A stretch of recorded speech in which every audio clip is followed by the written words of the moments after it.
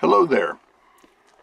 I'm Guy Vardaman, and I'm going to do a little update to my son's closet. I've got some pieces here in my chop saw that are from an Ikea kit that we had years ago installed in a different closet.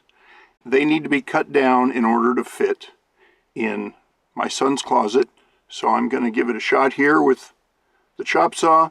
Hopefully this is aluminum. If it's steel, I might have a little bit of trouble.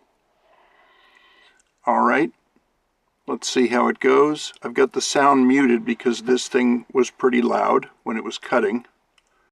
I lined up 3 pieces that all needed to be cut to fit in the space. And it seems to be cutting through really well. Not too bad, just about done. I sped it up a little bit, and yes, I'm going to say that that's aluminum. Easily cut with the chop saw and a blade made for wood. Just take it easy. No problem.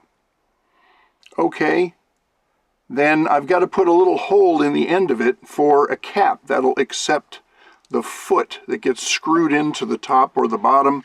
And so I'm going to take this piece that I had of the cut off part, and I'm going to just line it up and use it as a template. I took that into the drill press and drilled it out. Worked great. Here's the closet before. Got some drawers here that my wife made. They're great drawers. They're just a little bit small for my son's use every day.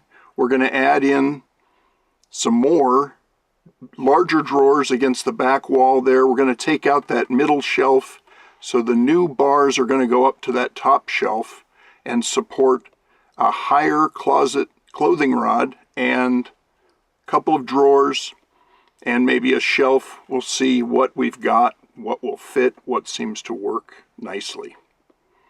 And that's the before of this tiny walk-in closet. Here it is now in an intermediate step. We've got the new rod up, and we've got a couple of drawers. Space down below there will be 2 smaller drawers, and those drawers that my wife made are going to go up in the upper right corner. Thanks a lot.